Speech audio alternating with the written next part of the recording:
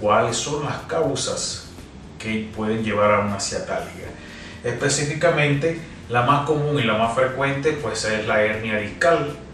que si observamos, digamos, en este esquema de la columna, podemos apreciar, por ejemplo, como este punto rojo que aparece a nivel de la vértebra L4 o L5 está describiendo lo que es una protrusión del disco. La protrusión del disco, donde todos conocemos que el disco intervertebral está formado por un núcleo pulposo y un anillo fibroso. Y el problema biomecánico recae cuando la fuerza y el eje de fuerza es mayor sobre uno de los puntos del disco del anillo fibroso, sea en la parte anterior o en la parte posterior, y esto produce que por contrapeso y por presión entre los cuerpos vertebrales superiores e inferiores se produzca la salida del núcleo pulposo hacia el exterior. Normalmente se plantea, y hay muchos biomecánicos que lo describen, que todos los seres humanos en el transcurso de su vida pueden tener espontáneamente 3 episodios de hernia discal.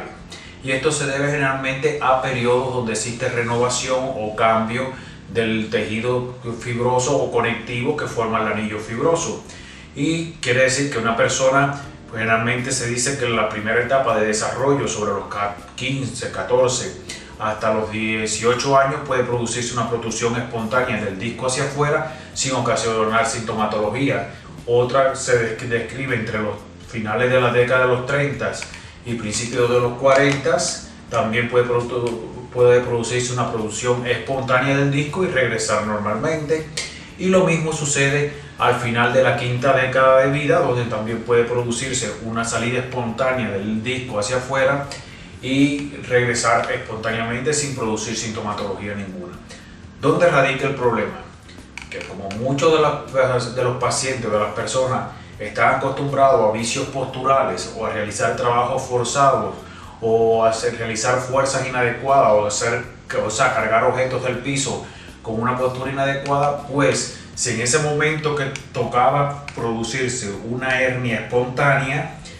aumentan las fuerzas biomecánicas que contraponen y aplastan el disco, pues puede ser que entonces sí quede retenida y se destruya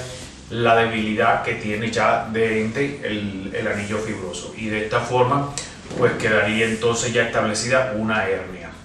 No obstante, como le decía, por estos mismos esfuerzos físicos fuera de estos periodos de aparición espontánea de la hernia, hacen que se establezcan lo que son las hernias predeterminadas o específicas, que muchas veces comienzan como lo que se llama pequeña protrusión a nivel del ligamento posterior de la columna, y a medida que va evolucionando, el anillo fibroso va cediendo, va abriendo espacio y va saliendo más que el núcleo pulposo,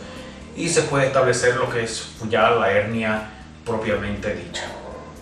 Que existen además 2 tipos de hernia: la hernia discal lateral, que generalmente da una sintomatología hacia un lado, en dependencia de donde brote. Si brota hacia el lado derecho y comprime un nervio derecho, la ciatalgia va a ser del lado derecho. Si sale hacia el lado izquierdo, pues va a ser hacia el lado izquierdo.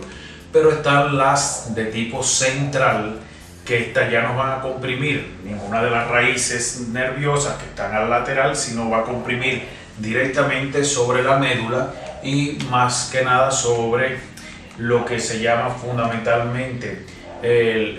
las astas anteriores de la médula, lo cual va a traer consigo, ya además de la sintomatología dolorosa, sintomatología motora asociada.